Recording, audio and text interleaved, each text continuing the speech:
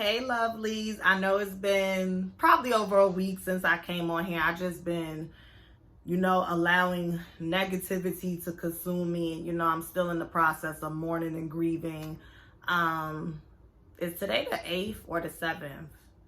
I think today is the 7th. Tomorrow will make 1 month since my mother transitioned. So even though I got back to work, shout out to all of y'all because y'all been booking with me. I really appreciate that. I really, really do.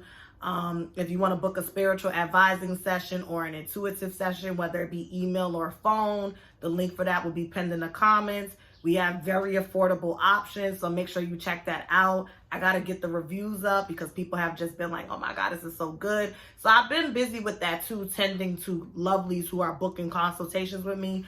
But enough of that. I'm back, and we are here to talk about DMX. This is really sad, and let me tell you why. Me and the YouTuber Pop by Cherry, we both live here in Brooklyn, New York. She's from, I think, North Carolina or South Carolina. My bad, girl, if I messed it up. But we both Sagittarius or whatever, so we had to link up. And we went out to, she actually did my eyebrows. She's the one who dyed them and everything for me.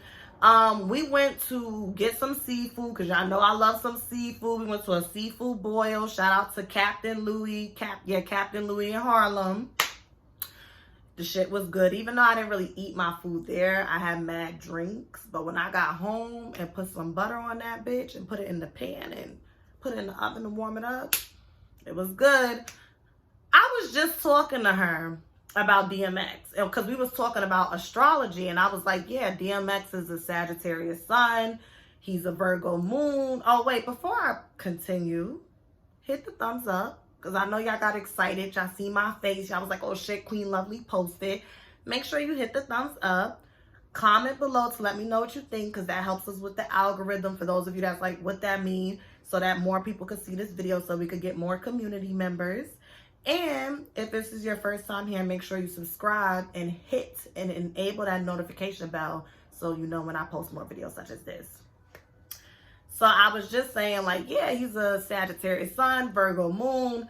That could already create mental health issues. And when you add that disease of drug addiction, and those that are familiar with DMX's story, he comes from a long line of trauma. I think he had a really not so good relationship with his mother, and then he had a good relationship with his grandmother, but she transitioned, and just one of those stories. And this is what I'm gonna say, because I'm gonna talk about 3 things. I'm gonna talk about Claudia Jordan, Funk Flex, and I'm just gonna talk about DMX.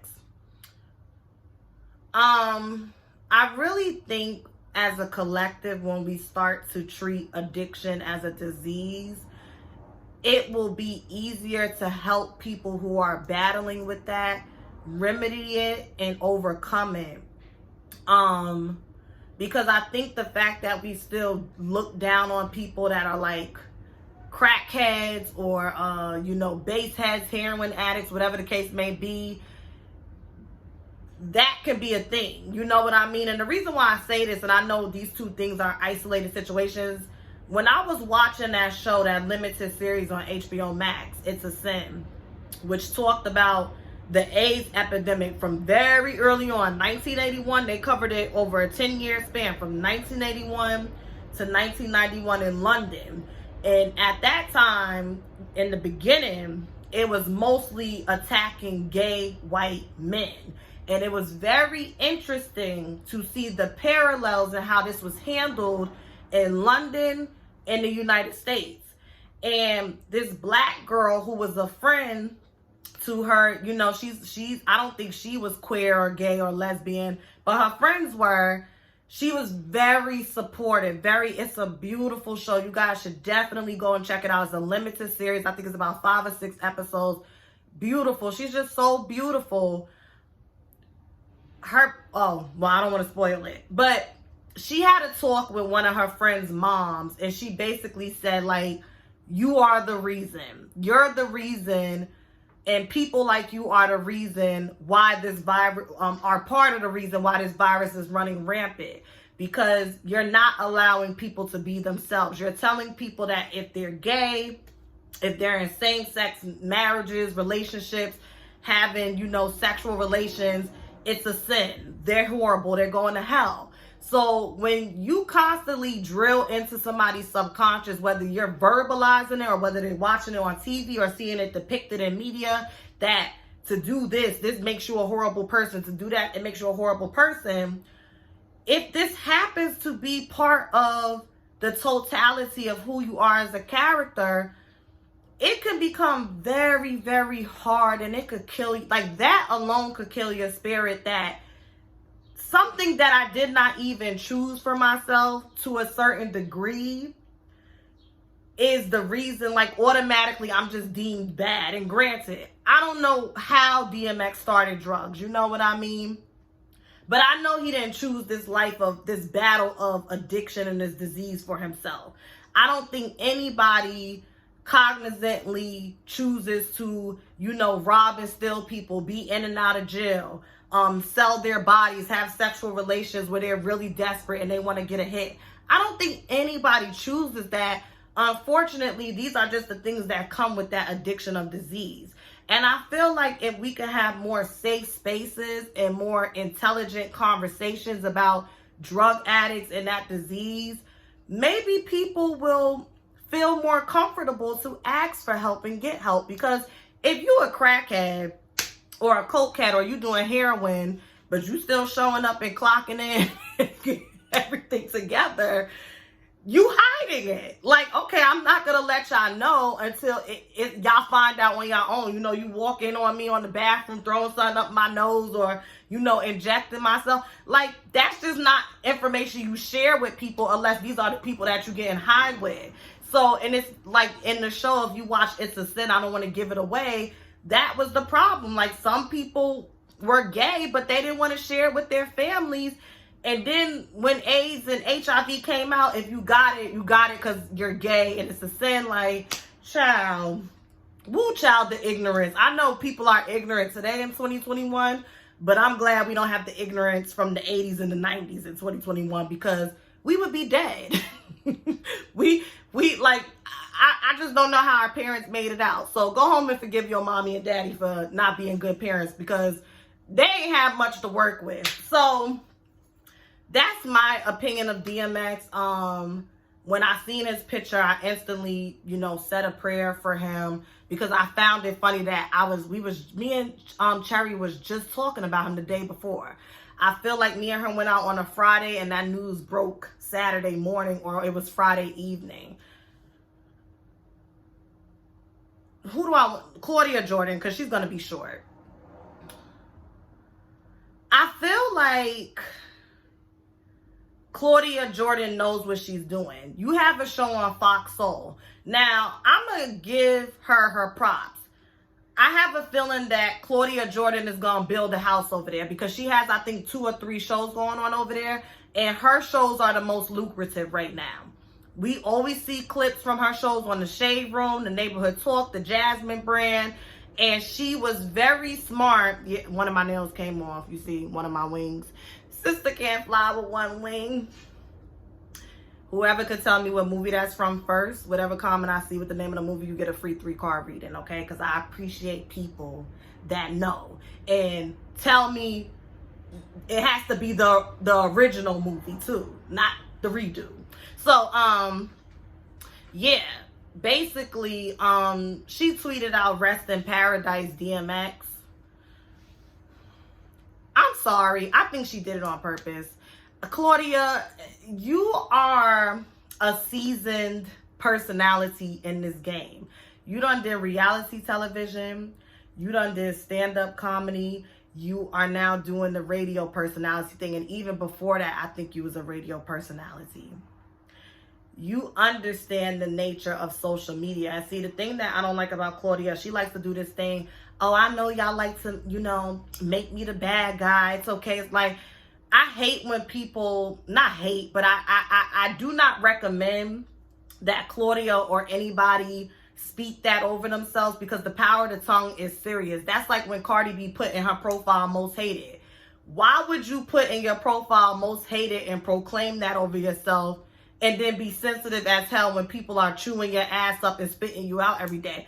You're literally speaking that over your life by calling yourself the most hated. I'm the most loved by God. I'm the most protected by God. I am the most sought after by my angels and my ancestors. Like, those are positive affirmations to speak over yourself. You may just be the most hated, but don't lean into that shit and invite that energy into your space. Like, you know what I mean? And I just feel like, Claudia, you are a grown, seasoned, beautiful woman, but I just don't think she's as intelligent as she tries to put on. She tries to, you know, fix her voice to be a certain way. I don't know. There's something disingenuous about Claudia that I can't put my hand on, but something is gonna come out by 2022, maybe 2023, and it's gonna all tie together, because I felt this way about Claudia since she was on Real Housewives.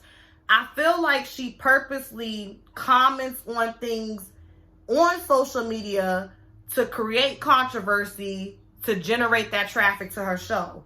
It's smart, but I'm good on you. If Funky Dineva wasn't on your show, I wouldn't even pay it no mind. I like that show. That show with you and Vivica and Lisa Ray, and another ignorant, like, I don't like ignorant women that's over the age of 35. I don't like it. I feel like if I have the intelligence and, you know, the discernment, I could give some grace and compassion, but too many times y'all say ignorant-ish out y'all mouth. And I just think Claudia knows what she's doing. Like, girl, you know they have not said that the man is gone yet. Like, girl, please. Because she even has a segment on her show, I think, called The Hot Seat with Funky Dineva, where they basically take something that went viral that one of them did, and Al Reynolds is on there, and talk about it. So it's like, girl, we see each other, okay? But congratulations, because she's building a house over there at Fox, so I ain't mad at her. Do your thing. And Funk Flex, last but not least, and then I'm gonna wrap this video up. Funk Flex put out a video, and he was basically talking about, you know, people want to rush to social media to post pictures, to, you know, say they praying, but how many people have spoken to X in the last 10 days, this, that, and the third, blah, blah, blah. As someone who is in the very initial stages of mourning and grief,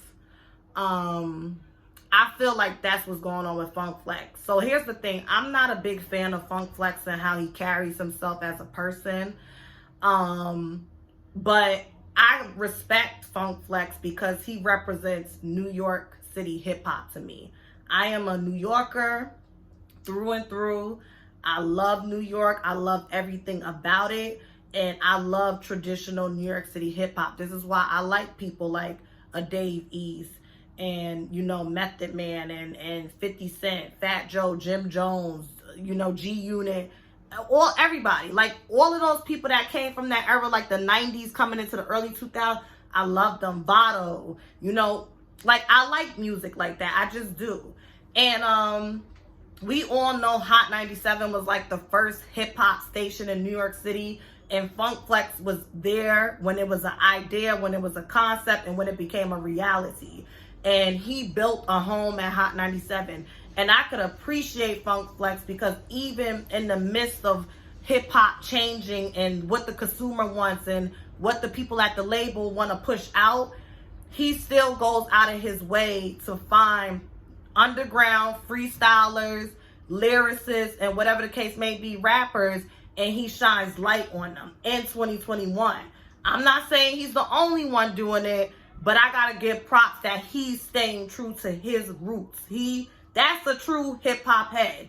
You're not allowing what's going on in the industry and music to change who you are at the core. And for that, I respect him for that. I will always respect him for that.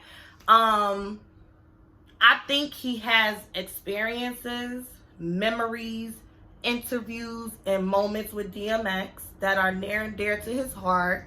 And I feel like when situations like this happen, we're in panic mode. Subconsciously, we may not be aware of it, and you just want to start pointing the finger and blaming. Well, why you ain't call him, and why you ain't do that? You could have did this, and da-da-da-da. I'm telling you what I know because I've been that person just as of recent. And some people were saying this is not the time or the place. I mean, social media really is never the time or the place because shit gets blown out of proportion. It goes from 0 to 100 real quick. But I'm going to give him some grace. I really think that he's just hurting. And did he lie? Because Charlamagne said the same thing on the Breakfast Club. Do people really stop and pray? Or are you quick to throw up a picture because your ego and your subconscious has been programmed to monopolize and capitalize on any moment where you see you could fit in? So it's like, oh, I got a picture with DMX. Let me throw it up real quick and be part of it. Let's not act like that's not the world we live in today. So people like to pander the positivity and whatnot, but let's keep it real. We live in a superficial ass world where people will do anything for a click and a view. So, but to what Flex said, one thing I learned with my mother and her suicide attempt and then her transitioning 1 month later, when somebody doesn't want to be here no more, they just don't want to be here. Period. And I feel like for DMX to go through all that he went through, even when he got out of rehab, he checked himself back in because he felt like he was going to relapse. And then for him to relapse, and now he's in they said a vegetative state, his brain function is dead. That man has always had an anointing on him. And I'm not saying God told him to do that, but I feel like he has enough discernment to know that if he did that, it was a very high probability that he would not come back from it in a physical sense. That's just my opinion. I send my love and prayers to his fans, to his family, friends, and yeah, it's just a sad situation. Make sure you hit the thumbs up. Let me know what you think below. I miss talking to y'all, so everybody storm the comments. And subscribe if this is your first time here, and hit and enable that notification bell. And if you want to book a spiritual advising session with me or intuitive session, that will be pinned in the comments as well. And I am self-employed, so if you would like to just support me by donating to Cash App or PayPal, I would appreciate that as well. But thank you so much for watching. Have a good night.